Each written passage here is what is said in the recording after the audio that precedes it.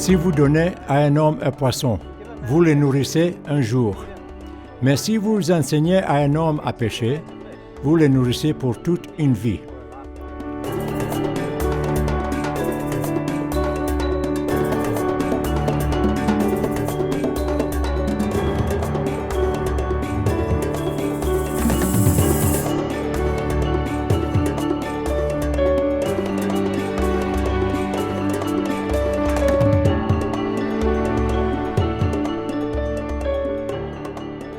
Le syndrome de dépendance s'est créé au fil des années de charité et de promesses, et néanmoins la demande semble augmenter chaque année.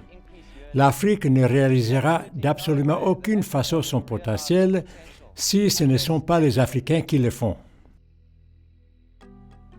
Les échecs sur le continent sont innombrables. Là où les nations nanties ont, avec les meilleures intentions du monde, donné aux pauvres, sur le long terme, ça ne sert à rien. L'élan initial du cœur est de donner pour améliorer les conditions de vie de ceux qui sont dans les situations désespérées. L'intention est noble, mais les mises en œuvre sont complexes et dans certains cas, cela engendre plus de problèmes que de bénéfices. Les gens mieux lotis doivent apprendre à donner avec discrétion et sagesse pour s'assurer que leurs dons ne deviennent pas une malédiction. Ésaïe 58 nous rappelle que nous devrions accomplir le vrai jeûne, desserrer, ôter et briser le joug. L'une des boucles du joug de la pauvreté est le syndrome de dépendance. Comment donc desserrer le boucle de la dépendance? La parole de Dieu nous dit qu'on est plus béni à donner qu'à recevoir. Mais comment donner quand on n'a rien?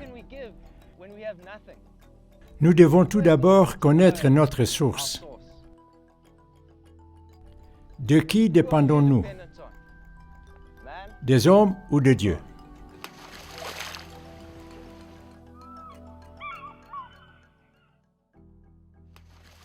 Les pauvres ont été conditionnés à regarder aux hommes pour trouver leur approvisionnement.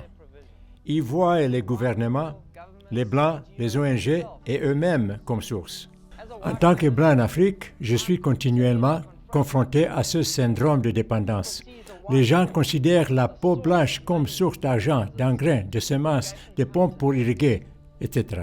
Les gouvernements se servent du syndrome de dépendance partout dans le monde en distribuant la nourriture, les semences et les engrais pour gagner des voix, souvent avant les élections. Les ONG ont leur part dans la continuation du syndrome de dépendance en distribuant de l'aide et des ressources aux fermiers.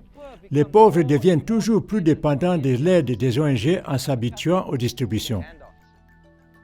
On a connaissance de cas où les agriculteurs ont mangé les semences au lieu de les mettre en terre. Quel gâchis! On m'a aussi souvent dit que des fermiers vendent les engrais qu'ils ont reçus au lieu de les épandre dans leurs champs. D'autres ne plantent pas ce qu'ils ont reçu parce qu'ils savent que les ONG viennent vérifier le potentiel des récoltes pour attribuer leur aide. Meilleures sont les récoltes, moins ils recevront l'aide. Ce sont des cas classiques de dépendance bien mûrs. De grandes dépenses n'apportent pas de changement durable. Les gens ne se développent pas simplement parce qu'on leur jette de l'argent. L'autosuffisance est un des problèmes majeurs. Depuis le début de la création, l'homme a toujours essayé d'être autosuffisant, faisant les choses à sa manière, s'appuyant sur sa propre sagesse plutôt qu'en suivant la sagesse de Dieu. Cela a provoqué sa chute de tant de manières.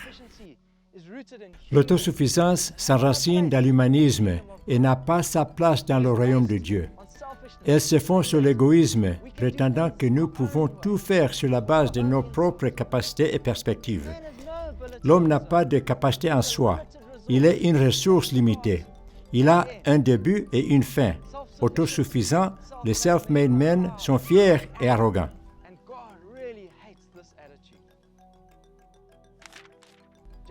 Jacques 4, verset 6. Dieu s'oppose aux orgueilleux, mais il accorde sa grâce aux humbles. Même si les méchants, les orgueilleux et les égoïstes ont du succès pour un temps, la saison suivante, ils dépérissent et disparaissent, mais les humbles héritent la terre. Le fruit de l'autosuffisance, c'est l'orgueil. La solution, Connaître la toute-suffisance de Dieu. Nous, le peuple de Dieu, sommes appelés à améliorer, pas à entretenir, à développer, pas à soutenir. Les voies de Dieu ne sont pas de maintenir le statu quo. Cela ne fait pas partie de sa nature. Il est tourné vers le progrès, la créativité, et son royaume avance tout le temps. Dieu veut que ses enfants soient la lumière, qu'ils prospèrent et soient appelés bénis dans le monde où nous vivons. Dieu s'attend à ce que nous comptions sur lui. Il désire que nous lui demandions ce dont nous avons besoin. Il désire nous répondre et marcher avec nous comme un père aimant et fidèle avec son enfant. Le fruit de la toute-suffisance de Dieu, c'est d'avoir plus qu'assez, de croître, de faire des profits et de progresser. La toute-suffisance de Dieu nous conduit à prospérer. La toute-suffisance de Dieu ne finit jamais. Il n'y a pas de limite à ses réserves, et lui-même est sans limite. 2 Corinthiens 9, verset 8. Il a aussi le pouvoir de vous combler de toutes sortes de bienfaits. Ainsi vous aurez en tout temps et en toutes choses tout ce dont vous avez besoin, et il vous en restera encore du superflu pour toutes sortes d'œuvres bonnes. On voit des percées lorsqu'on se répand d'avoir dépendu des hommes, y compris de nous-mêmes. Quand on laisse de côté notre orgueil, que l'on s'humilie et reconnaît que Dieu est vraiment la source de tout ce dont on a besoin. Reconnaître sa toute suffisance écarte tout syndrome de dépendance que nous avons pu développer vis-à-vis des hommes, des gouvernements, des organisations d'aide ou des institutions financières. Ces derniers ne sont que limités dans le temps. Ils disparaîtront alors que Dieu est éternel. Ceux qui comptent sur les ressources humaines seront déçus, mais ceux qui s'appuient sur la provision de Dieu ne le seront jamais. Dépendre des ressources des hommes, c'est vivre sous leur joug. La toute-suffisance de Dieu nous permet d'être libres de tout joug. L'agriculture, selon le principe de Dieu, ne dépend de rien en dehors de Dieu. Notre provision ne vient que de lui et de sa parole. Il est la précieuse pierre angulaire de nos vies, et tout est aligné sur lui. Tout est mis à niveau et quadrillé à partir de la pierre d'angle qu'est Jésus, notre Seigneur.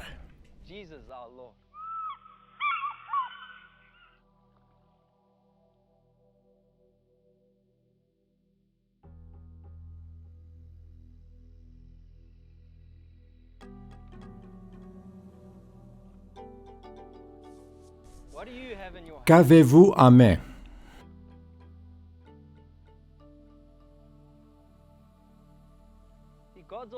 La suffisance en tout de Dieu ne se limite pas à des interventions surnaturelles.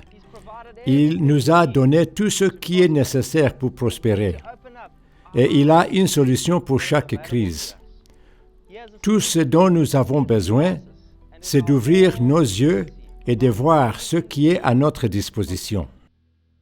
La toute-suffisance de Dieu est en vous. Deutéronome 8, verset 18. Souviens-toi au contraire que c'est l'Éternel ton Dieu qui te donne la force de parvenir à la prospérité. Une des plus grandes difficultés pour passer à l'agriculture selon le principe de Dieu réside en fait dans l'esprit de l'homme. Il met des limitations au progrès et aux opportunités. J'ai remarqué que dans une communauté agricole, quand je demande « Qui parmi vous est agriculteur ?», environ 10% de gens lèvent la main. Les pauvres ont une très mauvaise image d'eux-mêmes et sont vraiment gênés d'être agriculteurs. Ils ont le sentiment qu'aller en ville signifierait entrer dans le monde, alors que c'est en fait le contraire. L'estime de soi n'est pas quelque chose qui détermine notre travail, nos revenus ou notre statut social. Elle émane des profondeurs de la personne. Une bonne estime de soi vient de l'assurance d'être le Fils de Dieu le Père, d'une relation réelle avec Jésus et d'une vie conduite par le Saint-Esprit. C'est le point de départ de la connaissance de la toute-suffisance. Elle s'enracine en lui. Quand nous savons combien notre Dieu est merveilleux, sage, riche et puissant, et qu'il est à notre côté, nous sommes armés pour réussir. L'état d'esprit des agriculteurs doit être renouvelé. pour croire qu'ils peuvent réussir.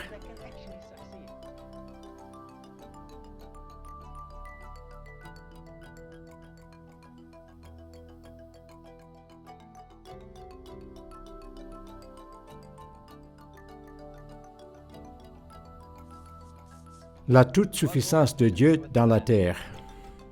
Nous avons reçu la terre de Dieu pour la gérer, la cultiver et en prendre soin. 1 Corinthiens 10, verset 26. Car la terre et ses richesses appartiennent au Seigneur. Elle ne nous appartient pas, elle reste à lui. Lévitique 25, 23. Une terre ne devra jamais être vendue à titre définitif, car le pays m'appartient, et vous êtes chez moi des étrangers et des immigrés. Nous ne faisons simplement que passer pour un temps, et même nos titres de propriété ne font pas partie du plan de Dieu pour son peuple. La terre est tellement importante pour les hommes qu'elle est devenue la racine de bien des violences, des guerres et de nombreuses manipulations politiques et querelles familiales. Nous devrions simplement considérer la terre comme appartenant à Dieu et adopter la position d'un gérant plutôt que celle d'un propriétaire. Ainsi, nous travaillons pour le Seigneur et nous prenons soin d'eux et cultivons son jardin.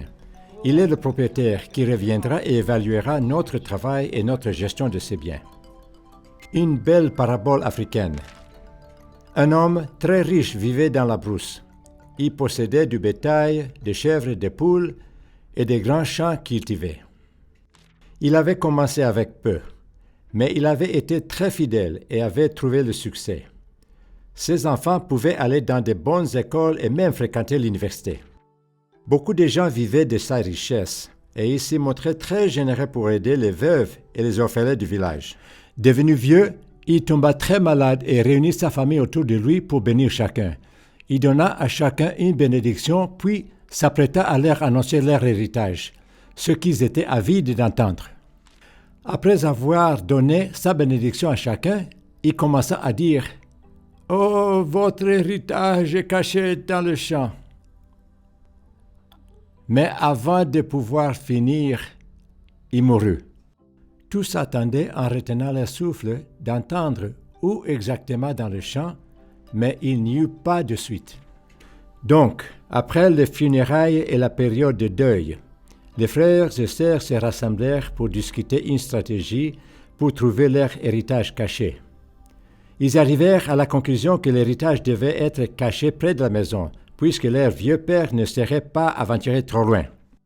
Le deuxième jour, levés aux aurores, ils décidèrent qu'il était inutile de creuser au hasard comme le jour précédent. Ils commencèrent à creuser d'un bout à l'autre du champ à une profondeur de 20 cm. Ils travaillèrent très dur, mais sans rien trouver. Le jour suivant, ils se dirent que vu que leur père avait été un homme très sage, il n'aurait certainement pas enterré l'héritage trop en surface, puisque quelqu'un aurait risqué de découvrir accidentellement. Ils décidèrent de creuser tout le champ à 60 cm de profondeur. Ils commencèrent à une extrémité du champ et il leur a fallu 2 jours pour parcourir tout le champ, mais sans rien découvrir. Très découragés, même désespérés, ils s'effondrèrent autour du repas du soir. Après un long silence, ils regardèrent leur mère qui déclara « Votre père voulait dire que votre héritage était caché dans le champ et que pour le découvrir, vous devriez le cultiver. » C'est une parabole africaine. Nous devons accorder de la valeur à nos champs et user de sagesse pour débloquer son potentiel en tant qu'héritage vivant. Il n'y a pas de mal au trésor ou de combines faciles pour s'enrichir. Rien ne remplace le travail dur. Et dans l'agriculture, cela implique vraiment du travail dur. Nous devons être pleinement convaincus que notre héritage est dans le sol.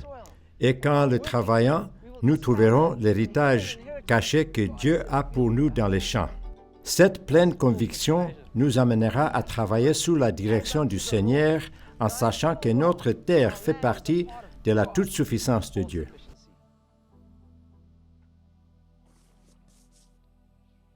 La toute-suffisance de Dieu dans les semences. Au début, Dieu a tout créé à sa place selon son genre. Dieu est un Dieu de croissance, de reproduction et de multiplication. Genèse 1, versets 11 à 13. Et Dieu dit, « Que la terre se recouvre de verdure, d'herbes portant sa semence et d'arbres fruitiers produisant du fruit selon leur sorte, portant chacun sa semence partout sur la terre. » Et ce fut ainsi. Dieu a créé la végétation capable de se reproduire selon son espèce.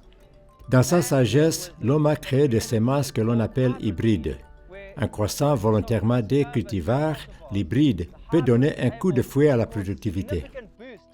Ce coup de fouet est dû au meilleur de deux réservoirs génétiques qui stimulent la croissance. C'est ce qu'on nomme la vigueur hybride. Cependant, ce bénéfice est limité par un problème majeur.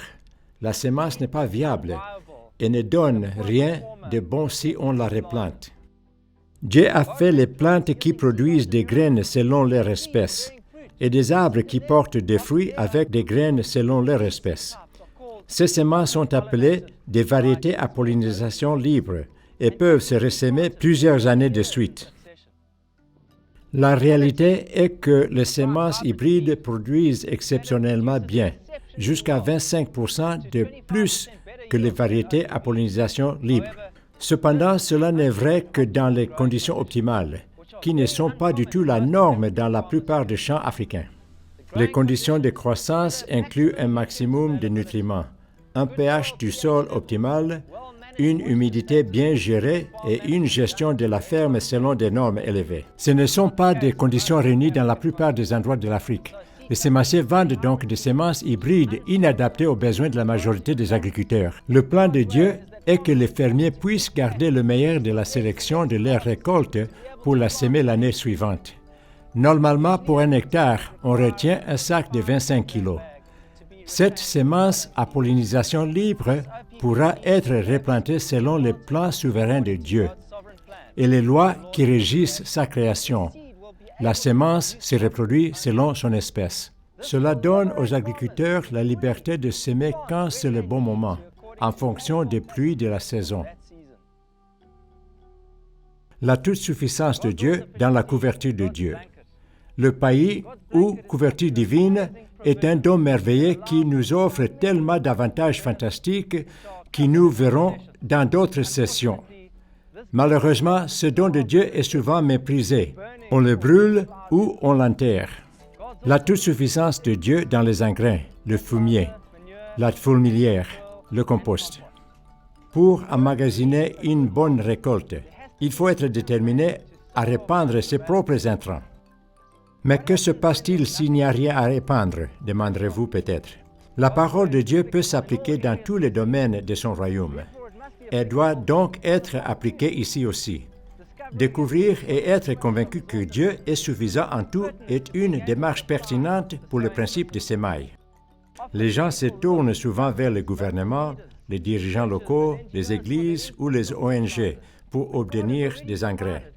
Mais déjà, Dieu a pourvu dans sa toute suffisance.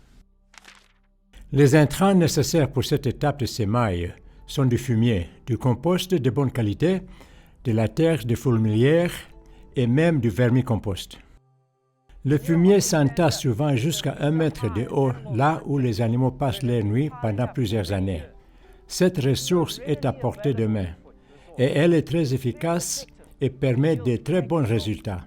Si les animaux sont en liberté, le fumier ne peut pas être récolté, mais en les enfermant pour la nuit, on s'assure d'avoir un point de collecte. Le compost est une autre forme excellente de la toute-suffisance de Dieu. Il se compose de matériaux à la disposition de tous les agriculteurs. C'est une alternative exceptionnelle aux engrais, qui non seulement augmente la teneur en nutriments organiques dans le sol, mais aide aussi à restaurer les équilibres biotiques naturels qui se trouvent dans le profil du sol. La parole de Dieu est vraie. Il a un plan pour les pauvres, même pour ceux qui ne peuvent pas se permettre des engrais et non pas des bétails. On peut faire un complément pour le sol de la meilleure qualité en utilisant du compost comme substitut supérieur aux engrais. Mettre du compost de bonne qualité dans le sol, c'est avoir une rentabilité égale ou supérieure à long terme par rapport à un apport en engrais. voir plus loin pour plus d'informations sur la manière de faire du compost. La terre de fourmilière est une autre partie de la toute-suffisance de Dieu. Jésus a dit que même un moineau ne tombe pas au sol sans que son Père ne le sache. Le cœur que Dieu démontre pour les plus faibles du monde est abasourdissant.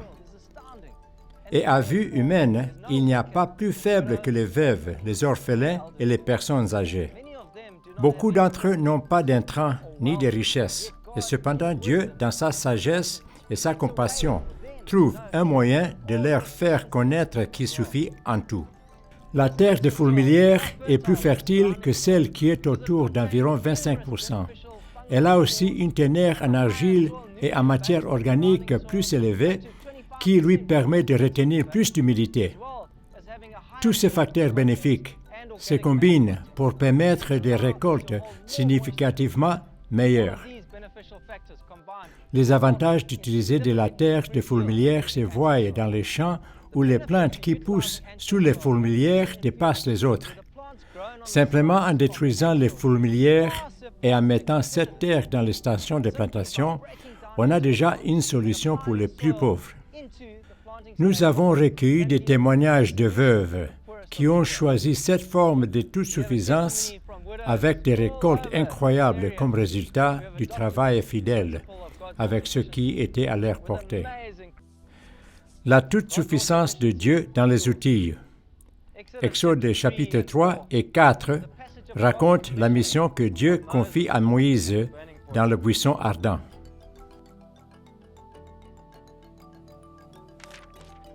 En Exode chapitre 4, verset 2, Dieu demande à Moïse, « Qu'as-tu dans la main? » « Un bâton, » répond Moïse.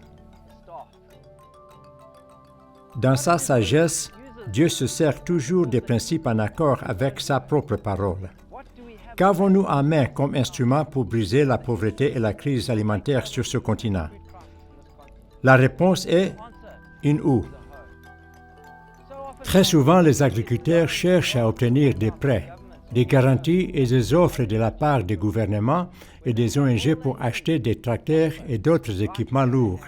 Nous devons réaliser que ce dont ils ont besoin pour prospérer se trouve déjà dans leurs mains.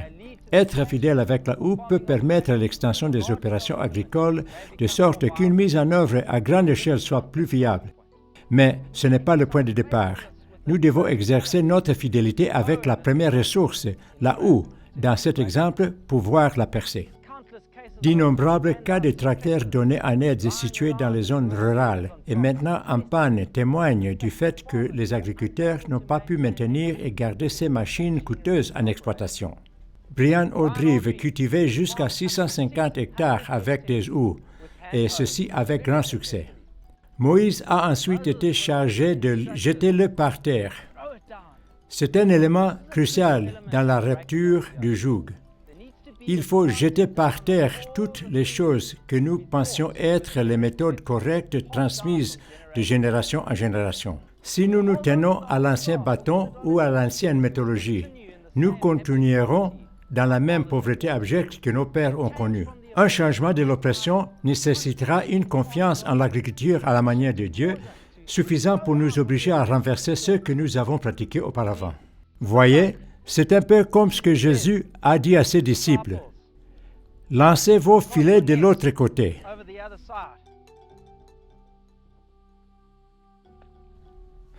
Le bâton devient un serpent surnaturellement, et quand Moïse a été chargé de le reprendre, il est de nouveau devenu un bâton. Mais pas seulement un bâton exceptionnellement puissant pour la livraison des captifs. Nos houes représentent ce que nous avons dans notre main. Nous les jetons par terre dans la foi représente une persuasion du cœur dans les voies de Dieu. Nos houes se transforment en instruments avec un bord surnaturel et aboutissant à sa bénédiction surnaturelle lorsque nous exécutons l'APD selon ses normes. Alors, qu'est-ce qui est différent? La houe n'est plus utilisée pour le labour, mais simplement pour une incorporation d'intrants et une bonne contact des graines au sol grâce à une perturbation minimale du sol. La toute-suffisance de Dieu dans la pluie et la croissance. En pourvoyant la pluie, Dieu bénit ses enfants, et grâce à elle, il amène les semences à la vie et accroît la moisson. C'est aussi une des mesures de sa toute-suffisance. De nombreux agriculteurs pleurent de la rareté des pluies, l'impact de la sécheresse et la violence des précipitations. Cependant, ce sont aussi eux qui rejettent le don de la pluie que nous fait Dieu en perdant jusqu'à 90% de l'eau de pluie à cause de la bourre et de la destruction de la couverture de Dieu. Être fidèle avec le premier talent, c'est s'assurer que le sol est en état d'absorber profondément l'humidité et ne permettra qu'un ruissellement minimal, tout en réduisant tant que possible les pertes dues à l'évaporation. On obtient tout cela simplement en faisant ce que l'on voit Dieu faire dans la création. Un minimum de dérangement du sol et une grosse couche de paillis. La meilleure manière de retenir l'eau, ce n'est pas un barrage ou une fosse, c'est le sol lui-même. Les agriculteurs qui cherchent des systèmes d'irrigation comme la solution ultime devraient commencer par ce que Dieu a mis entre leurs mains, tout en sachant que ces systèmes peuvent émaner des fermes qui font des profits grâce à leur fidélité, qui permet un développement durable sur plusieurs années. Nous avons constaté à d'innombrables reprises que lorsque les agriculteurs se tournent vers Dieu, Dieu se tourne vers eux et les bénit bien plus abondamment que la science des bénéfices ne le permet. Les augmentations des récoltes émanent de son initiative, quand les gens l'honorent et se tournent entièrement vers ses voies. Regardez à Dieu comme à votre pourvoyeur, en sachant qu'il vous a donné tout ce qu'il faut pour prospérer de toutes les manières possibles.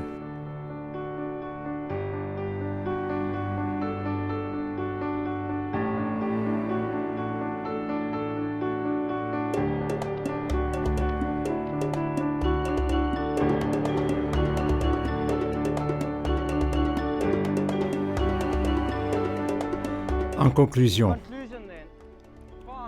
une ferme est une affaire viable qui offre de très bons avantages.